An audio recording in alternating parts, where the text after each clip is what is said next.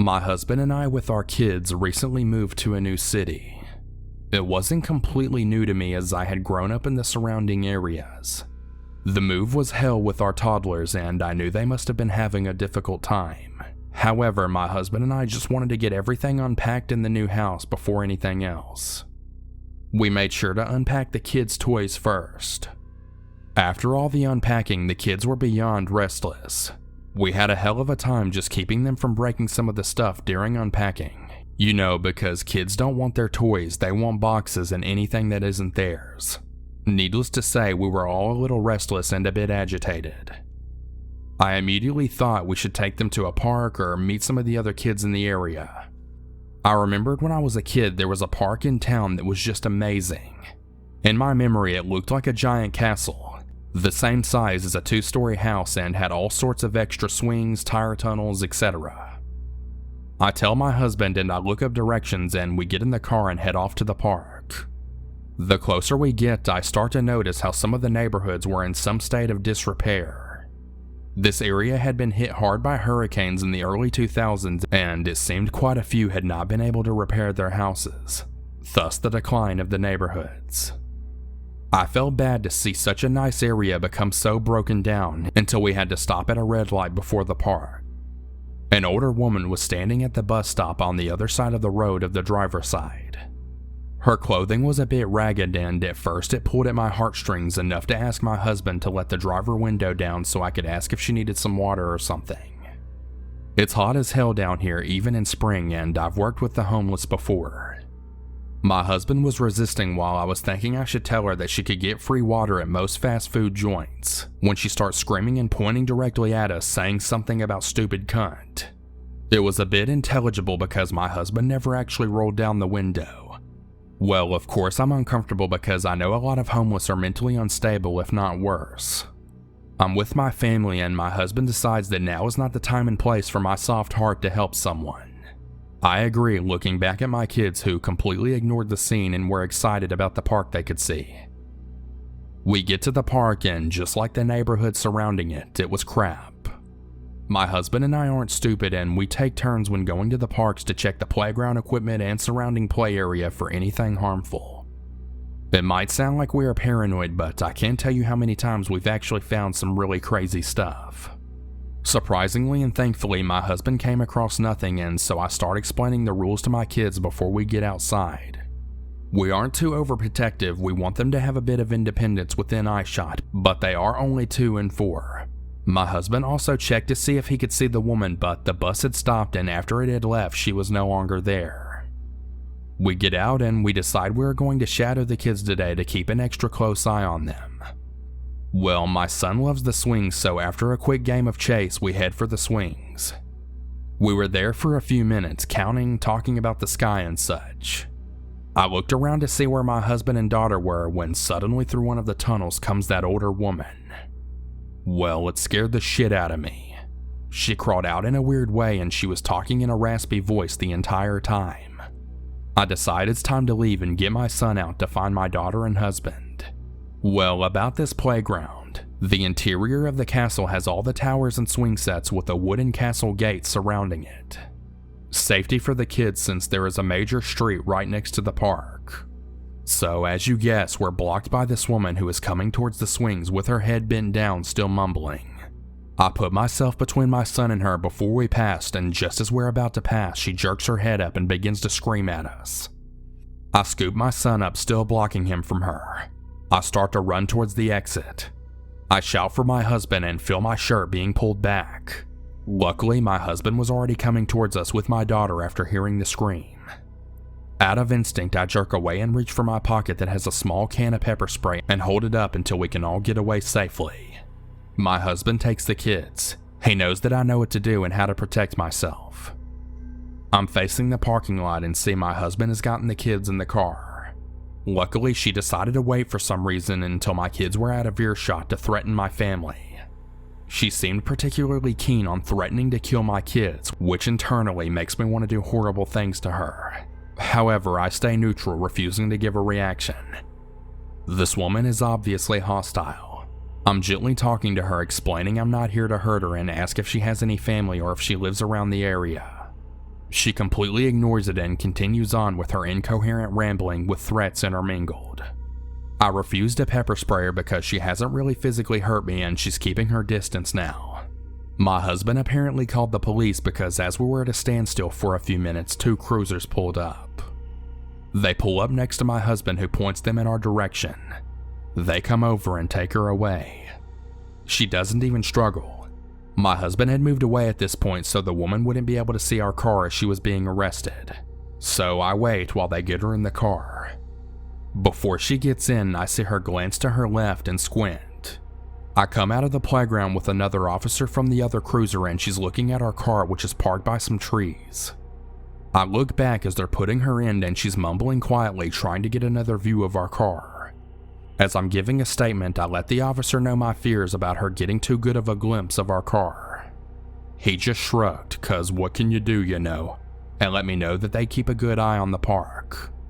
They reassured me that she'd probably be in custody for a while and would probably forget everything that happened. About a month later, the incident wasn't forgotten, but not fresh either.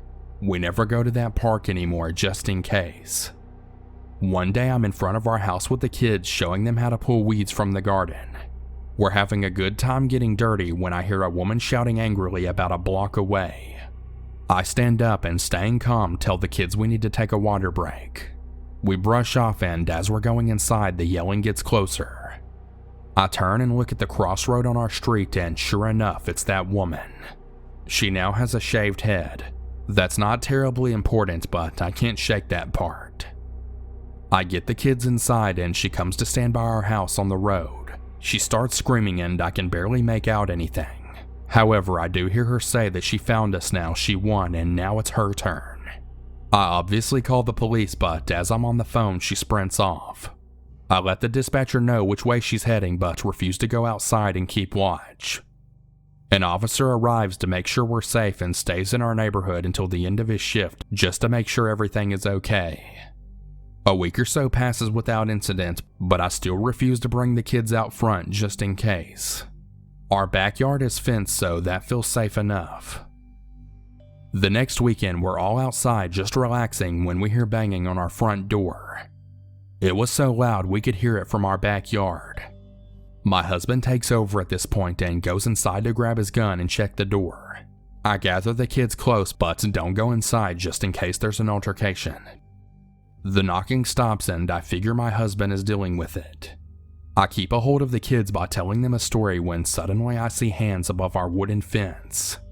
It appears to be someone jumping up to grab on. I get all of us inside and let my husband know what's going on. I call the cops and he heads out front to the fence. My husband comes in and says she ran off. I knew immediately that it was that woman. I asked my husband about it and he confirmed what I thought. He also told me that there were thin scratch marks on the door and a puddle of piss on the welcome mat. Lovely. The cops arrive and we give them everything we know. We even told them about the piss-puddled mat. It's been about a month without incident now. Hopefully she's gone for good.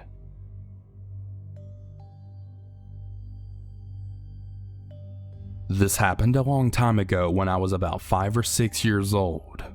I'm 27 now. I didn't remember this until I was around 15, and after I did, I asked my mom if it was a real memory or just a dream. She confirmed it happened, or at least the part she knew of. I live in the Netherlands and always have. The conversations were in Dutch, which I'll translate as much as possible.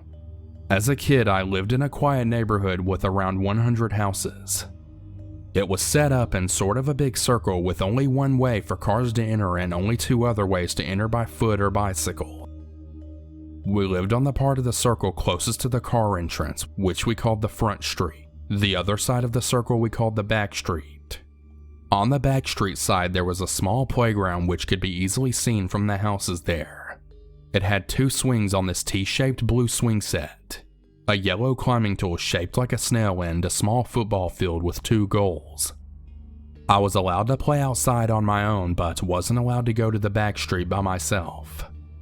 I did so anyway that day and decided to go to the swings. There was nobody there when I arrived, probably because it was close to dinner time. I was wearing a blue dress, jeans I think, and those white tights that little girls often wore in those days. I was playing around when suddenly two guys, which I now think were between 14 and 16, came up to me. I wasn't scared and figured they were just passing through, until one of them suddenly grabbed me from behind and held a pocket knife up to my throat. I was of course very scared, and they started moving me further into the playgrounds to a part filled with bushes and out of sight of the houses. The one that was holding me then said, "Pull down your pants or I will slice your throat." At this moment I was really scared, and even then the first thought that occurred to me was, but I'm not even wearing pants. I was too scared to speak and instead didn't move at all. Then seemingly out of nowhere his grip on me loosened, and looking around I saw why. A woman was walking down the street in front of the playground. I broke loose and ran to her, muttered out what just happened, and ran off again. When I got home a moment afterwards, I didn't tell my mom because I was too scared. I also thought I would get in trouble for going to the back street when she told me not to, so not telling seemed like a better idea. A few months later, the doorbell rang.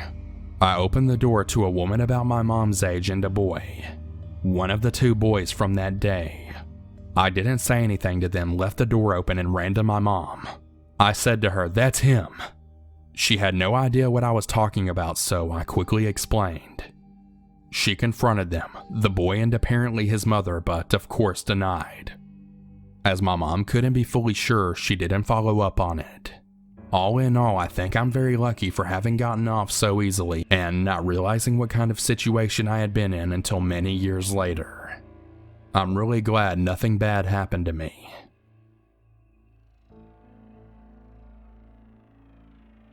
So this happened to me back in November. I'm 13 now, but when this encounter took place, I was 12. I live in Georgia in an apartment and a pretty safe part of town. The only scary thing that has happened to me before this was a criminal living in the very same block as me a few years ago. So the story starts in a local park that doubles as a huge playground. A lot of kids and elderly people like being there. I was out with my friends and we were spinning on one of those spinning carousels talking about video games.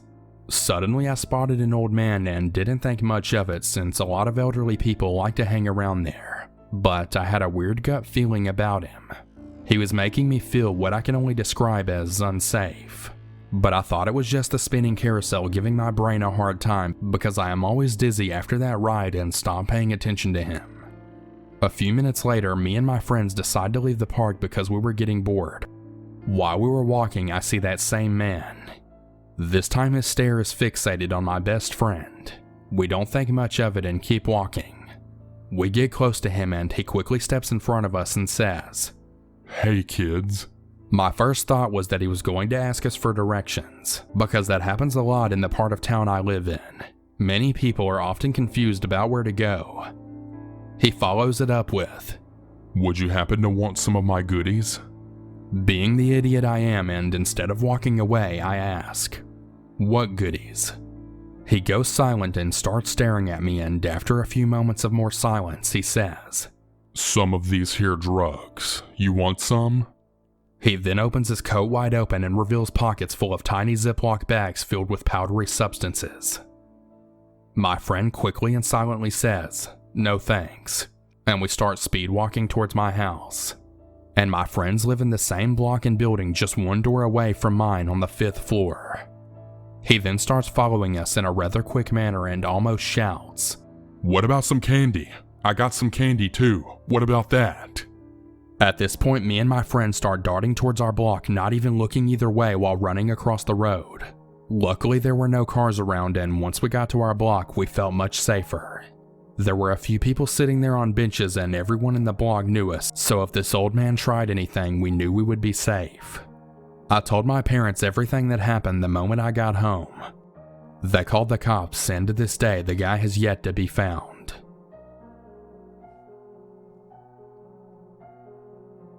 This happened about 9 years ago when I was in middle school.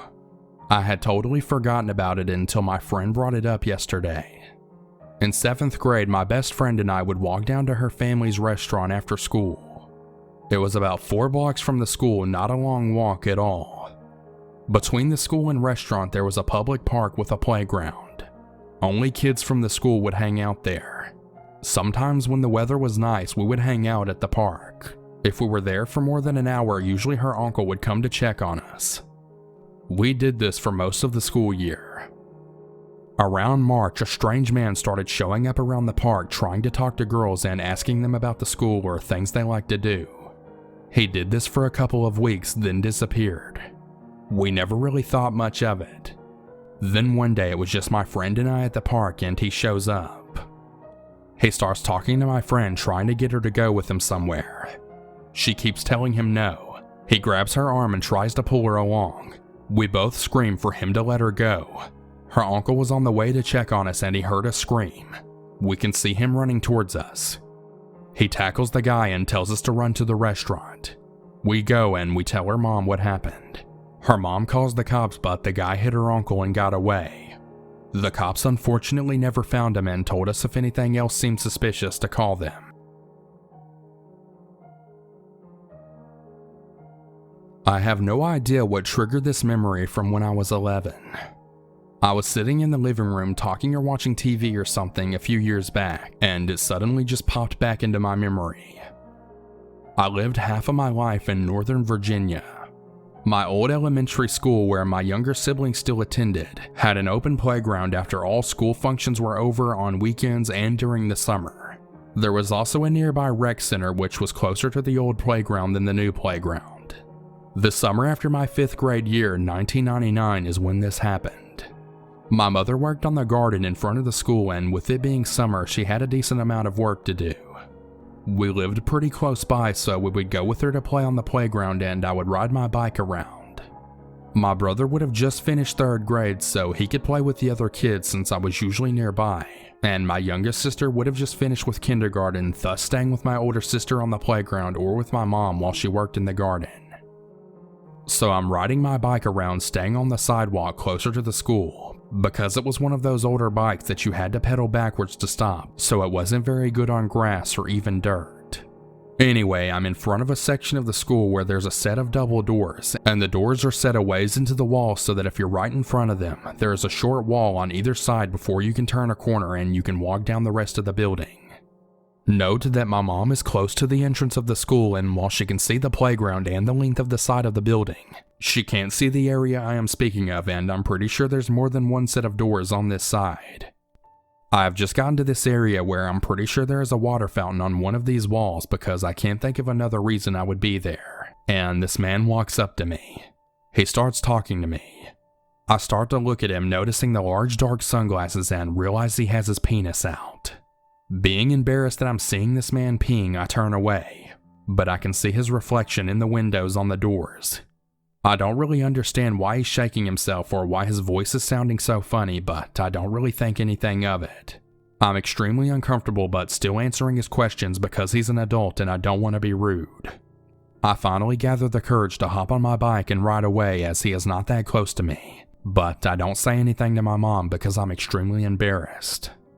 I leave my bike near the car and go to the playground trying to forget this unfortunate experience, where I encounter a boy I had met during that school year named Ronnie. He lived nearby, so I would see him every now and then. We're hanging out near where the other kids are, and he asked me if I seen the weird guy that was peeing.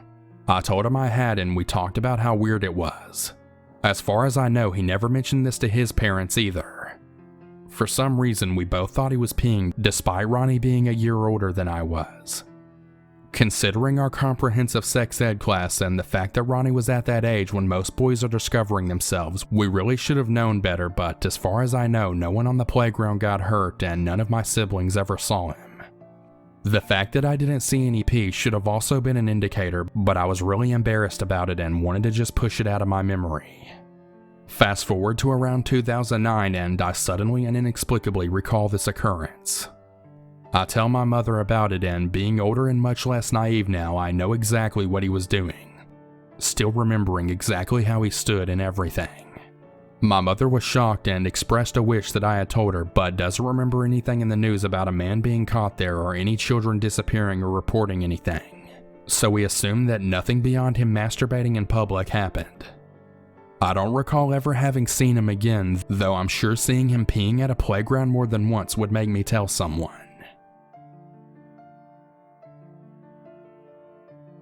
To preface this, I have suffered from death anxiety my entire life.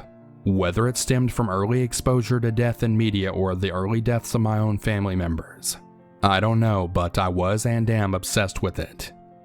I vividly remember resigning myself to a violent death as a youngster. So in a way, I can ascribe some of the feelings and thoughts I had at the time to this pre-existing fear, but I'd be kidding myself if I attributed all of them to this. In elementary school, I remember snippets of interaction/conversation with a girl named Calla. Calla and I were in the same grade and even shared a class at one point. I had always felt that something was a little off with her. She was unkempt, emotionally unstable, and just gave me a strange impression. Calla had 2 brothers as well, Sean, who was a grade above us, and Daniel, who was at least 2 years our senior. It's very difficult for me to tell this chronologically or even in a storied fashion, as I only remember certain conversations with them. The 3 of them lived with their grandmother at the time, and Calla would tell me these fantastic stories about how their father was very wealthy and lived out of state in a mansion that they'd one day join him in. I also remember being told their mother was using drugs, but I remember very little about that as I didn't have any real understanding of the subject at the time. One day in class, Calla commented to me that the 3 of them would mutilate stuffed animals. She described throwing them into the air, stabbing them, and then ripping them to shreds with knives. Around this time, she expressed to me that the eldest brother Daniel had detailed a plan to kill their grandmother and run away with Sean to live with their father. This is where my apprehension about her turned to fear aimed towards her brothers. Another girl I knew told me that she knew Daniel personally, and that he would often express violent thoughts like that and spoke of killing young women specifically. Luckily, my meetings with Daniel were few and far between, and I don't recall ever having a conversation of that nature with him. Sean was a different story though. I remember him leering at me in the halls, and one day as our lines were passing one another, he looked at me dead in the eyes and said, "You're going to die." This sent me into a panic. I remember being obsessed with the thought of these brothers harming me, and I told my mom. Not really understanding the gravity of the situation or trying to minimize it to calm me, she told me that if he said that to me again, to simply reply, "So is everyone else." Those are my most vivid memories of them, though I do remember some more secondhand stories from daycare friends about how Daniel was dangerous and rolled out his own cigarettes. Nothing really happened to me personally, but I was extremely relieved when they didn't return to school the next year. In my senior year of high school, I began to actively search for these kids to find out what happened to them. Though it was extremely difficult at first, they have a very unusual and, to be honest, hard to spell last name. Nothing of interest came from that beyond my desire to see how they turned out. I mentioned this story in passing to my best friend at the time, and she was pretty horrified by my retelling. She then called upon a girl we both knew was in our grade in elementary school, and I asked whether or not she remembered them. Boy howdy did she. She was very reluctant to speak to me, but eventually told me she was actually very close friends with Calla, going to her home at times after school. What she described to me only brought home every uneasy feeling I had about these kids. According to her, Sean was the violent one, not Daniel, and the one incident I could get her to describe to me involved Sean beating on the girls, choking Jess almost to the point of passing out. She described Calla and herself locking themselves in a room as he was coming at them. She told me that Daniel had protected them on the multiple occasions things like this happened. The fear in her eyes, even 10+ years later, took me aback, and I didn't press for more details. Today, in doing some research for this post, I found that both of the boys have criminal records now, but for seemingly non-violent offenses. The offenses included resisting public officers, obstructing, and possession of drugs. Recounting all of these events like this kind of makes me sympathize with that family though. It seems like no one really cared enough to get them help as children, and I can only imagine what else they got involved with during their adolescent years. Calla, Sean, and Daniel, I wish all of you the best, but I hope we never meet again.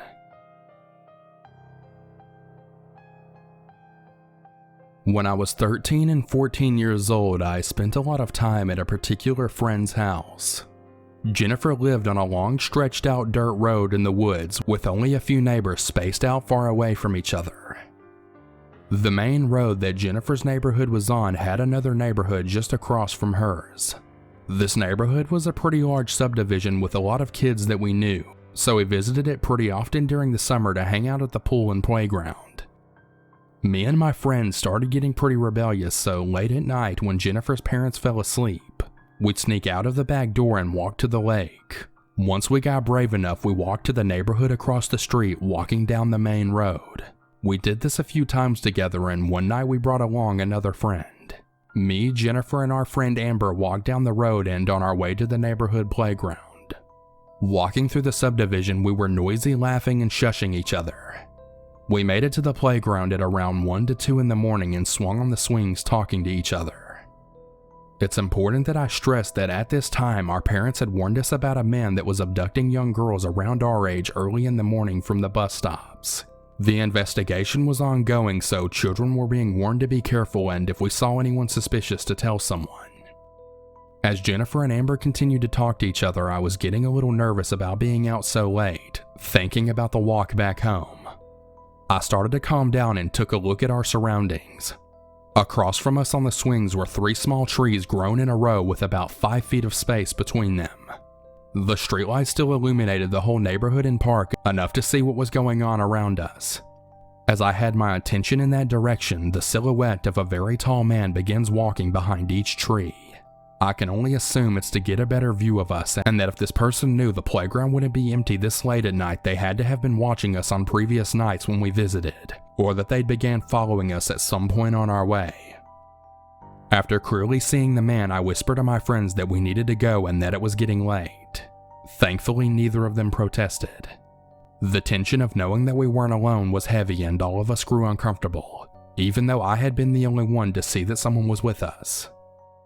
We paced back home, and on the way out of the subdivision I had told them what I had seen and why we needed to hurry home. We ran back down the road and through Jennifer's neighborhood for our lives. Needless to say, we learned our lesson and never sneaked out on foot ever again, and I'm grateful I noticed and can only hope that his only intention was to watch. So, late night playground creep, I hope we never meet you again.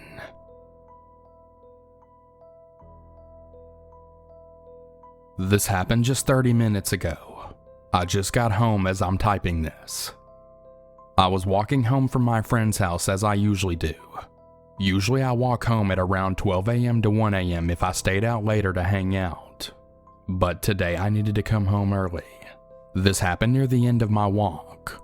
I needed to cross the road from one end of the block to the other side on a walkway for pedestrians, then cross under the bridge. While I was crossing the street, a black old Jeep stopped to let me pass. I waved a thank you and crossed, but when I got to the other side of the bridge, the Jeep pulled up in front of me of where I was walking on my left, parking in the parking spot on the side of the street. At first I thought nothing of it, but for some reason I kept looking and noticed a shadow on the rear side of the car that was the opposite to where I was standing. The driver had gotten out of the car and he was moving fast. This made me surge a little adrenaline because it instantly didn't feel right. As soon as I saw him with the corner of my eyes, as I was still walking forward with no obvious reaction, the man loudly said to me, "Hey, let me ask you a question." I instantly replied casually, "Nah, I'm good," and continued walking up. He then seconded, "Did you break my window? You broke my window." Here's where I turn around and I told him, "What? No, I didn't break your window, dude." And he got visibly angry and started approaching faster. "I'm gonna call the police and tell them you broke my window." At this point, I had unzipped my jacket a little and reached into my inner pocket and had a hard grasp on a bottle of beer I had and said loudly to him, "I have a concealed carry, and if you don't leave me alone, it's gonna hit you." He then got more visibly upset and uncomfortable and said, "You'll hit me? Motherfucker, I'll beat your ass up." And I confidently corrected him and said, "If you keep coming close to me, I'm going to shoot. This is my last legal warning to you. Go away." Instantly realizing what I just said, he replied with, "Oh, you got a gun? Oh shit," and kept repeating "oh shit" over and over, but started backing off but still facing and looking at me. By now I'm quite distant from him, maybe 15 feet away. I know it was stupid of me to say I have a gun, but it worked. And if he came at me to try to beat me up, I was ready to pull the bottle out and swing with it. I mean, this is all I had with me. I know I probably should have done differently, but I'm just glad I made it home safely. I hope I never meet that strange angry man in a black Jeep ever again.